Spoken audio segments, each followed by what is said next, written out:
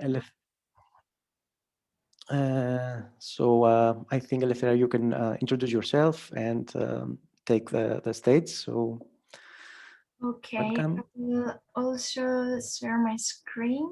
Mhm. Um, Let me know I if, can't. okay, let me, okay, sorry, that was, now you're a co-host and I think you should be able. Yes, just give me a moment.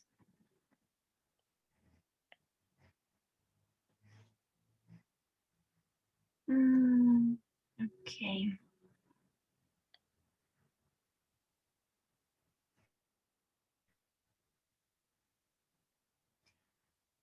All right, so my session is when you think there is no time for learning or coding. But before we get started, let me introduce myself just another time. So my name is Eleftheria, and I'm a front-end developer and app developer. I'm also a content creator, which means that I like to create content either for social media platforms like Instagram and Twitter, or for blogging purposes, or just videos on my YouTube channel. You can find me on my social media or even on my email. I'm very active there, and if you send me something, probably I will answer to you. So if you have like any questions and they're not answered today, feel free to find me there as well. That was a short introduction about me, but I will continue talking about myself in a bit as we will start this session. The things that we are about to see are my coding journey, so how I got into tech, what was the process, what did I have to learn, why I had to learn those things, some failures, but also some success stories. Then we will continue with tips and techniques of habit formation. So why it is important to build a habit and how it can help you as a developer or more general as a person in tech. And last but not least, we will see ways to deal with frustration and stress, as it is something I believe we all go through in our careers. Okay, starting with my coding journey. I did graduated from an engineering university, which means I did a lot of maths, a lot of physics, but not a lot of coding. And while I was in the university and when I graduated from it, I was like super happy. The excitement was there. But then there was like a slightly problem. I wasn't very sure of what I wanted to do. This is usually a big problem. I had already done an internship here in Greece, and in that internship, I had worked as a front end developer. I like that part, so I kind of knew that probably I want to work with that. After my time here in Greece, I also had the opportunity to do another internship, and this time I decided to do one in the Netherlands, in Amsterdam, and I decided to go through the process of being a front-end developer. As I was there, everything was going like smooth and nice, but I also realized that I didn't have all the knowledge that I needed in order to become a front-end developer, because my goal was to end this internship, which was like a small one, and then find a job. That didn't happen very easily. Sorry for that, but I will explain myself. Every morning back then and still now after many years, I used to read articles. Like one of the first things that I do every morning is reading tech articles, and this is usually like through platforms such as Medium. Now I use Hashnote, but back then that didn't exist, and other like platforms. And one day I found an article called 100 Days of Code and the Benefits of It. And it was written by the creator of the challenge 100 Days of Code. Maybe you're not familiar with this challenge, but I will explain you what it is. The only thing that I knew is that this is something I need to do. This is something that it will help me build my skills, help me like build a portfolio, build some projects, and finally and hopefully find a job.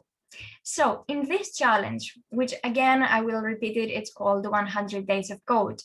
You had to code for 100 days, so every single day for 100 days, for at least 1 hour. And everything that you were coding, you would upload it then on GitHub. And that was actually very good because back then I didn't know how to use Git and GitHub. But in that way, and by uploading everything, I would slowly starting building a small portfolio, which was also something that I was missing. And that was the second part. The third one was to go in Twitter, use the hashtag of 100 days of code, and then encourage other people either to take part in or give them feedback in what they were asking or ask feedback about myself. At first, I was a little bit nervous. I was a little bit scared because I wasn't using the social media at all. And I was just a newbie. My knowledge and my skills were not in a very good level. So again, like being on Twitter and working with social media, it was also like a new path for me. But that was the three main things that I had to do for this challenge. Okay, so I took part in the challenge, but what did I code? And a lot of people actually started asking me, yeah, you took part in this challenge, but now what? What are you doing? For me, the good thing is that there are many sources to learn, so that was not a problem. There are sources, some like, as I mentioned here, like online education platforms, things such as Udemy, Udacity, Coursera, of course, YouTube. There are online communities. You can find Discord servers, Slack channels. You can find Stack Overflow, and there is like literally everything. There are other coding challenges, not only the 100 days of code that I mentioned, but other challenges like daily CSS images, JavaScript 30s. And in these challenges, sometimes they send you an email every day. And in this email, it is included a link or a new source to learn. So it's also very helpful. And of course, reading magazines and books, it's something that can help you in your path. From the other hand, a lot of people also asked me about inspiration and motivation and how do you know what you want to do and stuff like that. For me, that was also not a very big deal because you can read blogs, you can find your favorite developers online, you can go to their blog, see what they're up to, follow them on social media, and of course go to meetups and conferences. But I'm pretty sure you already do that since you are here in this event. Then there is the other part. What are you going to learn? As I mentioned, I wanted to be a front-end developer.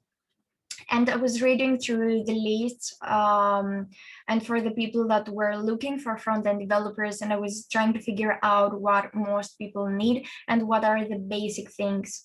Since I already had done a couple of internships, I knew pretty much what was the base. And from there, I could always build on. So the first three things that I had to learn was HTML, CSS, and JavaScript, which is something that you are learning if you are in this event as well. The next thing that I wanted to learn is how to use Git and GitHub. That was a core step because, again, it was needing for the challenge and because I would see the other developers at my internship that they were using these things all the time, but I didn't know how to do that. The third thing was to also learn how to use the Chrome developer tools. Again, I was seeing the other developers using them, but I was quite afraid of them. And the last part that I set for myself was to learn a framework that was AngularJS. And if you were here from the start of this conversation, we already talked a little bit about that, but I was working with AngularJS, not anymore. And the other thing was to learn a data visualization library. I learned D3.js, it's a data visualization library. That was a pretty good decision because it led me to my very first job. So what did I build? I will show you a few examples of the things that I built, and keep in mind that these were my very first projects. So I started with HTML and CSS. That was my first goal. And I took part in another challenge called Daily CSS Images. In this challenge for 50 days, you had to build something using only HTML and CSS. So all the images that you see right now are actually built only with CSS. And I think that my first sketches or my first examples are very simple, but I also think that as the time passed, I learned how to use better CSS. My other goal was to learn JavaScript, and in order to learn JavaScript, I used an online source, FreeCodeCamp. It's a free platform to learn, and the part with the JavaScript is pretty good. So I started building some games there. So I built this like tic-tac-toe game and this Simon Says game. Again, the inspiration is coming from FreeCodeCamp. I continued a little bit with learning AngularJS. And then the final step for this challenge was to learn D3GS. So again, I started building some small things and some games.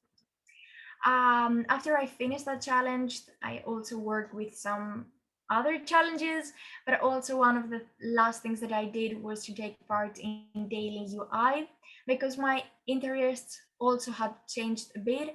I was not anymore interested only in front-end development, but I started getting interested in UI design as well, because as a front-end developers, a lot of times you have to work as a designer, especially if the company is small, they usually don't have a designer, so that work will go to the front-end developer. So I took part in that challenge as well, and I think that it helped me a little bit in my career as well. Okay, so I mentioned some other challenges as well, not only the 100 days of code, but also JavaScript 30 daily CSS images, 301 days of code, 30 days, 30 sites, daily UI, and more challenges. You can see everything in the images with the dates, when I started and when I finished those challenges. If you look on some dates, they are a bit weird. For example, the first one, it's in the 31st of December on 2016, which is the last day of the year. So maybe everyone the last day of the year are outside having fun with friends. But no, I was at home studying and making sure that I will hit my goals. Also, if you see some other dates are a bit weird, but like do what you want to do and start working on yourself when you really want to, independently of the date or the day. Now, another question that I get a lot is what inspires me or motivates, because I believe that I'm a person with a lot of energy and I always want to do something new or learn something new or, stuff like that. For me, the motivation is, and the dedication, because it's not only motivation, but for me, it's wanting to be better. And if you want to get better, you usually need some practice. But this is my motivation, but this doesn't mean that it will be the same for everyone. Maybe someone wants a better job, maybe someone wants a better future, maybe someone wants some extra money, so he has to work or she has to work and stuff like that. Motivation is one thing, but the most important thing is dedication. Be really, really dedicated to what you want to do and define your goals, work on that, and eventually you will get it. So after finishing the challenge, I had some interesting stuff. Like I learned better myself. I learned to be more optimistic and grateful for the things that I have done and for the people that I had near me, because it's not easy to say no to things. It's not easy to have to go outside, but say, no, I will stay home and I will study. It's not easy canceling things because you have to read. From the other hand, I also met a lot of people, most of them online, but some of them also in real life as well. I believe that I got better at time management, And I also traveled a lot, which is another passion of mine. My passions are around coding, design, and traveling. So traveling may seem a little bit unrelatable, but it's not, because as a developer, they may call you for a work somewhere abroad, they may call you somewhere for a conference. So that was also a big advantage for me. This is something personal.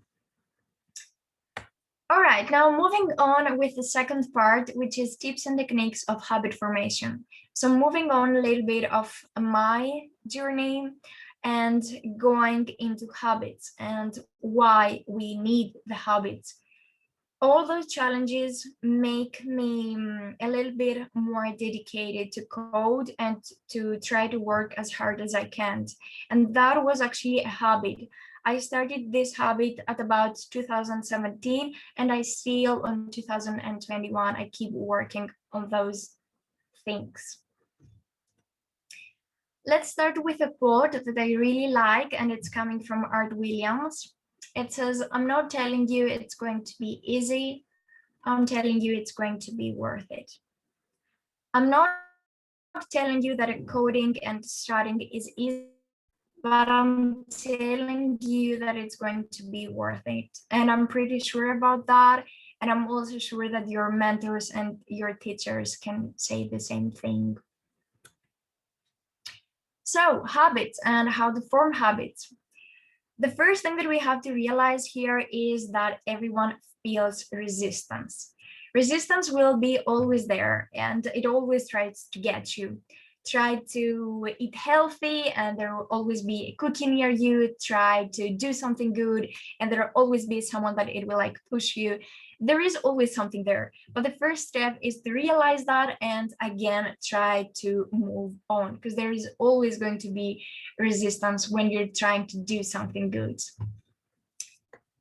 Some things that they can help you to bypass that step, the resistance, is setting limits. I know that it may sound weird, but bear with me. Don't spread your efforts around too much. Stick on one thing at a time and try for consistency over volume. It's better to have too much rather than too little. And what I mean by that is, for example, you have to build a big coding project. Don't let everything for the weekend, or don't let everything for a single day. If you have time, try to build slowly by slowly, like everything. Have a plan on your mind. Say that today I will work with a register, tomorrow I will work with the login, and the next day I will work with something else. Don't just let everything for the last moment. Continuing a little bit more, something else that can probably help you is tracking your progress visually. Always have a to-do list with you, and maybe this is a tip that you know or you had heard previously, like the to-do list, but really do that. I'm not saying that just to say it, it's because it will really help you. It will help you with time management, and being prepared in your projects better, and you will feel more achieved through the day. You will feel like you did something, you accomplished something. And it's not only on writing something and then deleting it, but it's also a visual thing. When you see something that it's complete, it helps your mentality. So it's a really good idea on keeping a to-do list, a calendar, or whatever. It doesn't have to do something fancy.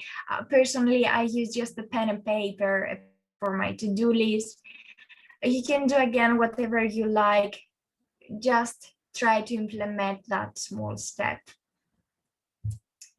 Another really important thing is to stay away from toxic environments.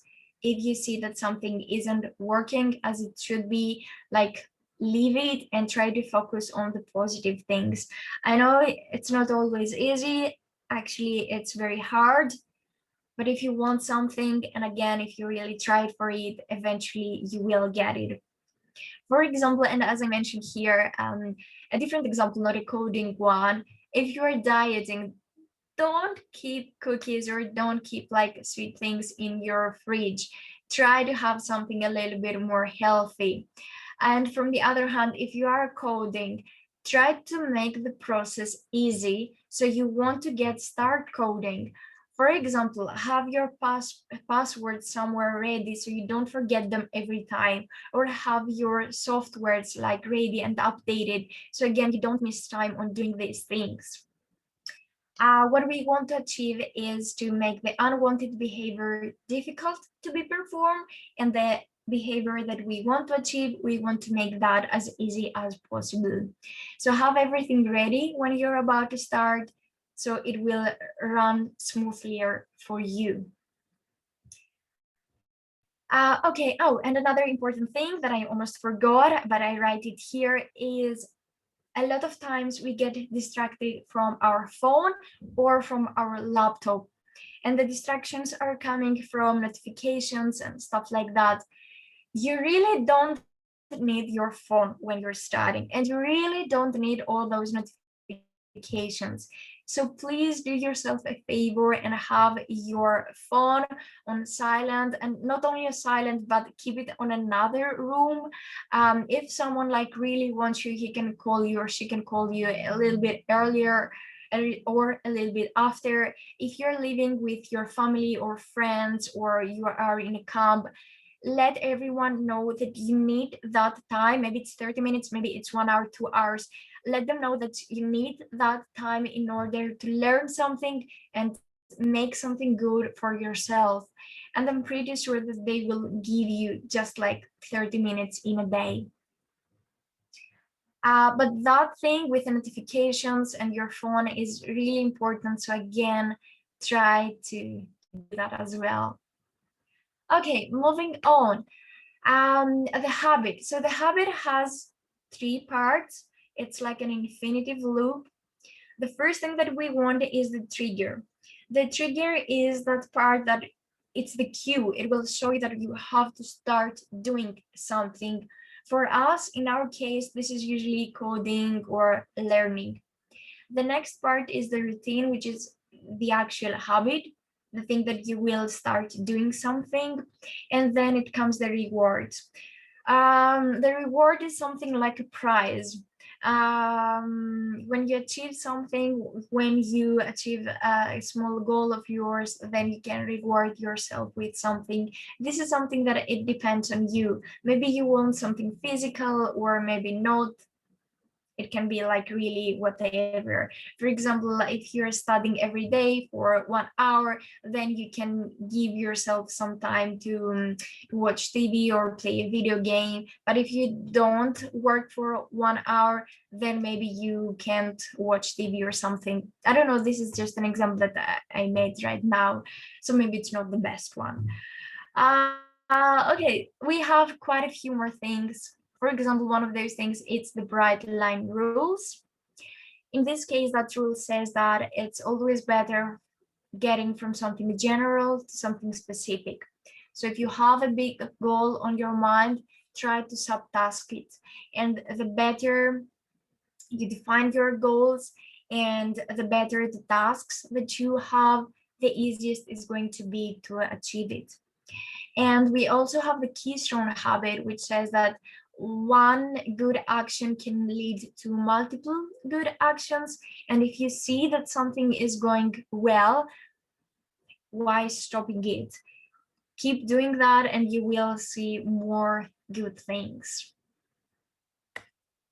Okay. Another thing is that a lot of people say that they don't have the time to do something, right? And I'm pretty sure that you also have said that. I know I'm guilty of saying that I don't have the time to do something. But we all have 24 hours. The thing is how we work in those 24 hours. We're not all of us like doing the same things. If you want to learn a lot of things and you feel like you don't have a lot of time, some things that they can help you are like being ruthless about what you want to do. Do you want to become a front-end developer? Okay, what do you need in order to do that? As we already discussed, we probably need HTML, CSS, and JavaScript. Okay, what's the next thing that you should do? It's probably start learning HTML. So focus only on that. Don't try to do everything at the same time. And if you are like in the final step of learning, for example, JavaScript, don't try to learn all the frameworks and the libraries at the same time. Again, focus on just one thing. Something else that can help you is changing only one or two things at a time and not try to change everything and constantly at the same time. This is something impossible. Um, Also, make those challenges and those changes so small that you cannot say no. If your goal is to learn for 1 hour every single day, this is probably something that you can achieve. If you make this goal a little bit smaller and make it for 30 minutes, this is probably something that you can work even easier. So this is something like really good. Maybe setting a small goal at first, and from there you can always build on. So if you see that you have like more time, you can go through that and maximize that time. Don't always think the best case scenario, but sometimes think the worst case scenario as well. So ask yourself, what will happen if I don't do that? What will change if I don't do that? Sometimes this also helps. Some other things that can help you and are about time are doing two opposite things at the same time. This is the yin yang principle. If you want to learn like a lot of stuff about coding, as we already discussed, don't try to learn everything at the same time, but also don't try to learn two similar languages at the same time. For example, don't try to learn the same time JavaScript and Python, because these two things have a lot of similarities and your mind can't process these two things at the same time. But maybe you could go with JavaScript and cooking, or JavaScript and dancing, something else, something completely different. Another thing is the Pomodoro technique, and this is more about learning and about the time that you devote on learning. In this technique, some of you maybe are already familiar with that. It says that stay very, very, very focused for 20 or 25 minutes. And in this time slot, don't do anything else. Just be really focused on your learnings. And then take a short break. Usually it's for 5 minutes. And then repeat this cycle as many times as you can. So like 20 minutes going hard, and then 5-minute breaks. 20 minutes hard, 5 minutes break. And if you repeat this cycle a lot of times, you will see that it will probably help you on learning. Another thing is the Pareto's principle. This one is a little bit different. In this principle, it says that 80% of your output, it comes from the 20% of your input. If you also analyze that, you will see what it needs to be done and where your energy should go into. If you see that you did something and that something is really small, but it helped you and it gave like a big advantage in you or in your skills, in your career, then do that small thing. It will help you and it will show like all those advantages. Always analyze your day and try to learn through that. Another quote that I really like is part of the courage is simply consistency. Here I have some, let's say, tips that maybe are not so well known. A tip here is keeping a to-do list. We already talked about the to-do list, but what about the not to-do list? In this case, have a not to-do list. Have a paper or an app, I don't know, whatever suits you, and write the things that you shouldn't do. I don't know what are these things. Maybe these things are not eating a cookie, not watching TV, not watching Netflix, not playing video games or something else. I don't know, this is something specifically for you. And keep that always in front of you so you know what you should do and what you shouldn't do. From the other hand, if you don't have something, try to imitate it. In my case, I didn't have like a lot of developer friends, but I wanted to have some developer friends because it would help me with my motivation. So something that I did was to try to find some communities. It was like over the events, for example, through Discord servers and Slack channels. And obviously you can do that through meetups and conferences as well. Usually all those things are free, so it's easy to do them. Another quote, great things in business are never done by one person, they are done by a team of people. If you can collaborate with someone, try to do that, because you will never be alone in a job, you will have a team. And here I also have like some other things. I will not go through details, but you can check them by yourself. And moving on to the third and last part of this session, it's dealing with frustration, dealing with stress, dealing with colleagues at the work, and dealing with ourselves.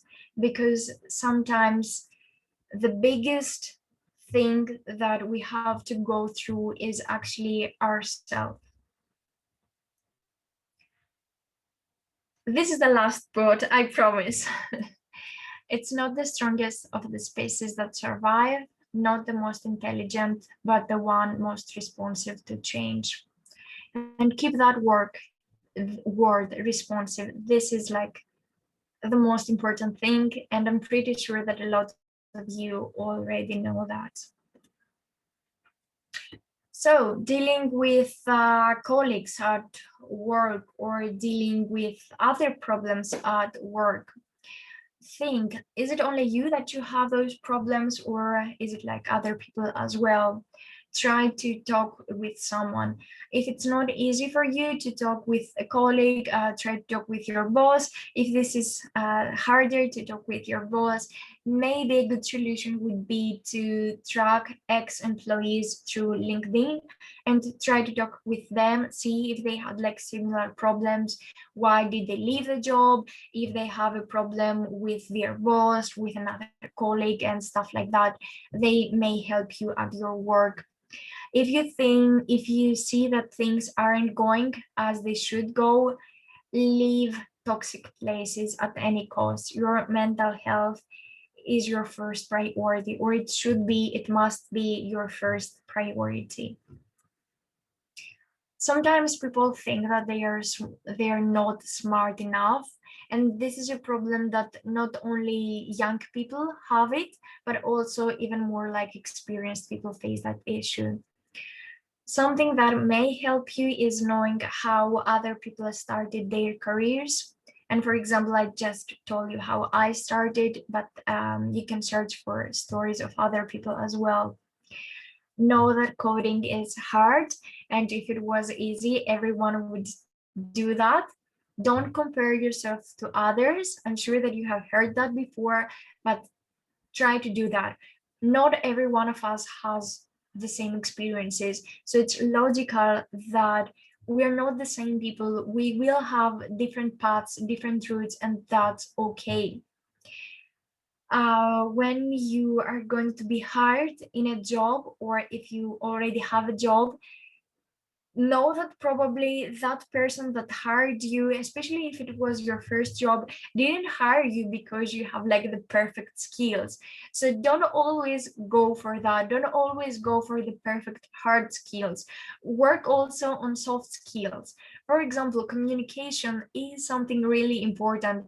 Being able to work at a team is something really important. Showing like good energy and good mentality is also something really important. So sometimes you not only have to work on your coding skills, but also on soft skills as well. Now, dealing with learning, a lot of people find it hard, or as we already talked about, a lot of people think that they don't have the time to learn something. The learning process is not easy, but some things that can help you is building projects. Projects is more important than watching a tons of tutorials, because a hiring manager will want to see your portfolio, or what did you build, or what did you write. So this is way more important than saying, yeah, I watched that and that video tutorial. This is not enough. If you don't have experience, but you see that other people are asking for experience, try to fake it or imitate it. What I mean by that is volunteer your time on building something. Ask someone, a friend, a family member, or even like another person to build something for them. So you will gain some experience. Google for volunteer opportunities, Google for internships, you will find something. And yeah, I'm pretty sure that you will find something good. Also have an updated portfolio, or if you don't have a portfolio, try to build one. It's not an expensive procedure or process, but it is something that takes time. If you feel that you really don't have time, you can use GitHub as your portfolio. This is how I started, and there was not an issue with that. Also, because one of the hardest things is dealing with ourselves, don't judge yourself too hard. Everyone was a beginner, and everyone sometimes is still a beginner. It's okay to fail, and everyone fails.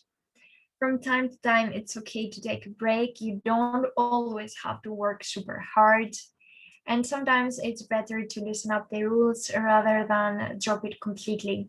So if you see that something is very hard or something isn't going very well, just try to go a little bit slower and see how the things go. If it's something that it's complete out of you, then it's okay to drop out.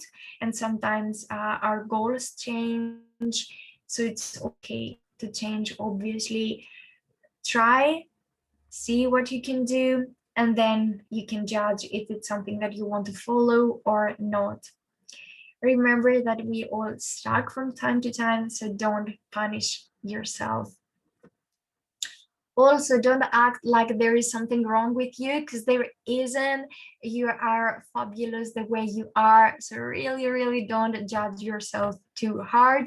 Even if you're coming from a different background, that's totally okay. That's totally fine.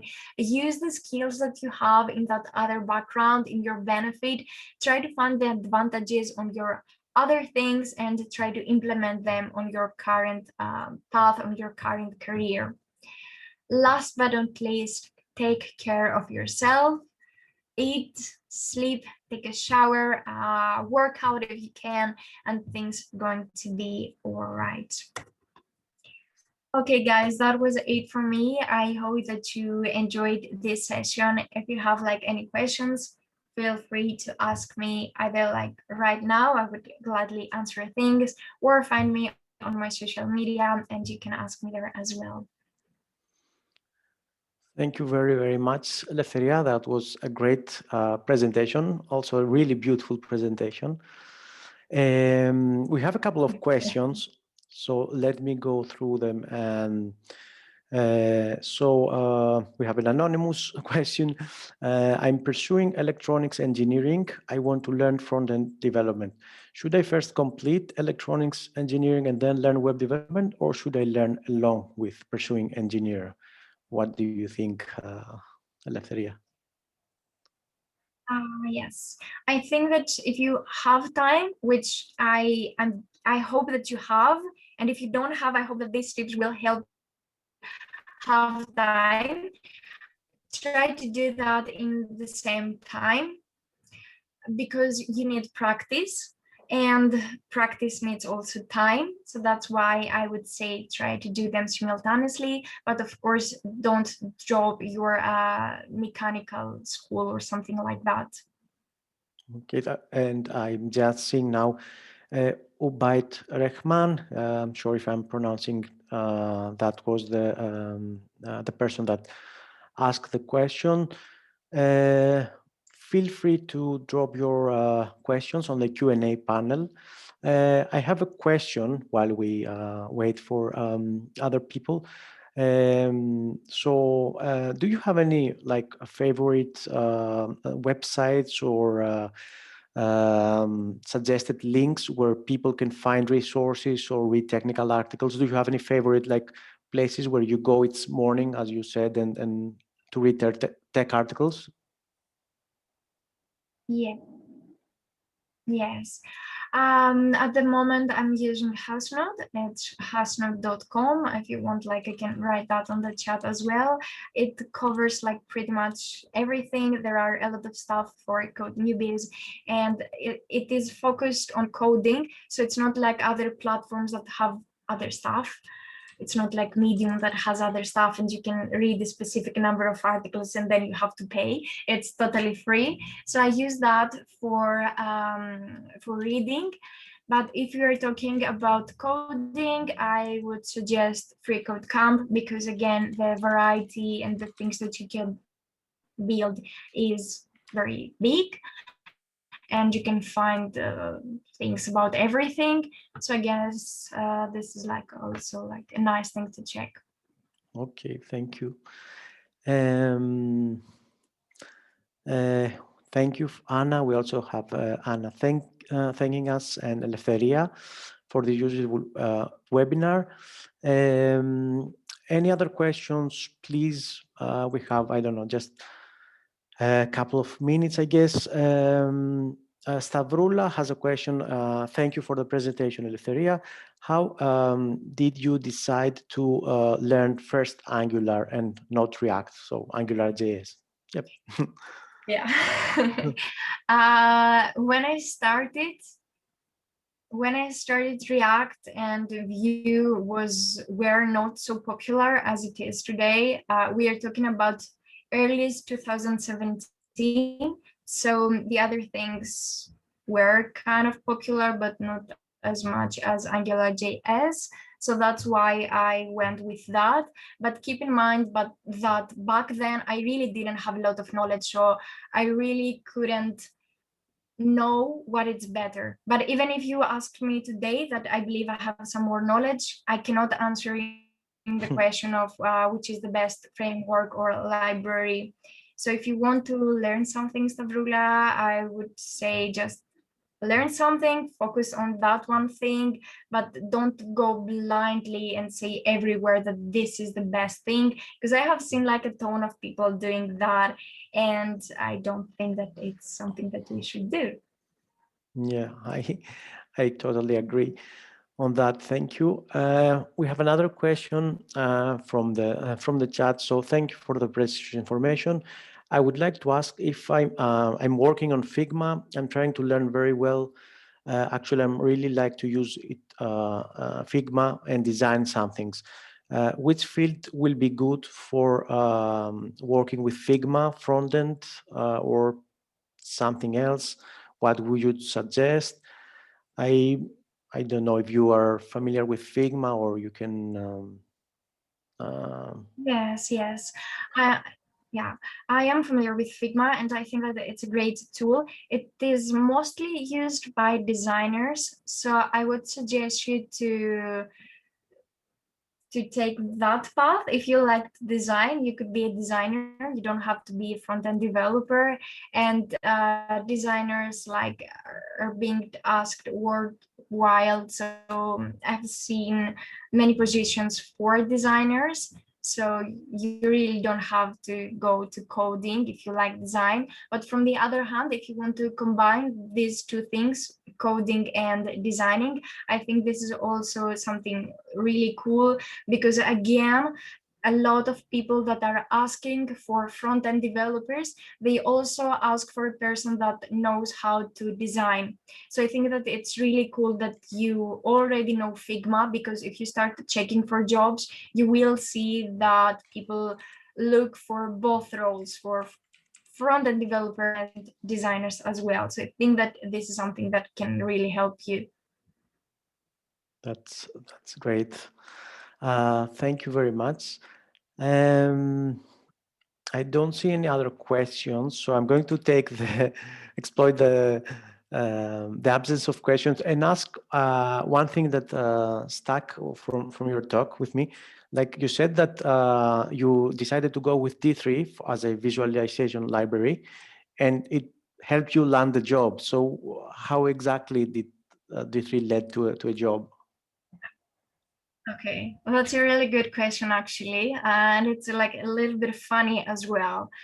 I started learning D3GS through FreeCodeCamp, and I was building some, let's say, small projects. Every time that I was building a project, I was also creating a video tutorial on YouTube. So I was uploading all my projects as videos on YouTube, and they're still up on my channel. And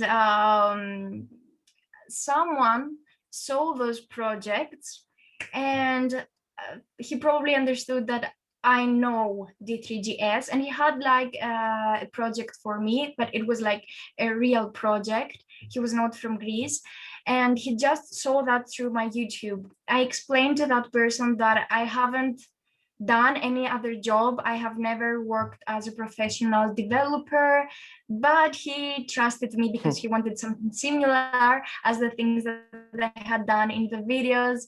So I guess that I was pretty lucky that someone saw the videos and trusted me to do the job. So that's the story. Wow, that's And this that's is all, yeah. This is also something that shows that it's good to show your work. So a small tip that I could give to young people out there is not being afraid their job, and you can do that by uploading your work in GitHub, in YouTube, as I did, or if you are working with social media, also like make a tweet, make an Instagram post, make something and show your work there. This is something that it really have helped me, not only YouTube, but social media, like they have helped me a lot. That's great. That's inspiring, and that's a great story. Thank you very much. So I guess we can wrap up. I don't see any other questions. It was an awesome talk. Some really great tips. You need like quite some time to digest all this information because all of them were like really helpful and really interesting, and really worth to taking the time and see how we can apply them on our daily lives. And it was also an uplifting talk, I might say. So like. We want to thank you for being here with us. We want to thank all of the participants for being here and attending.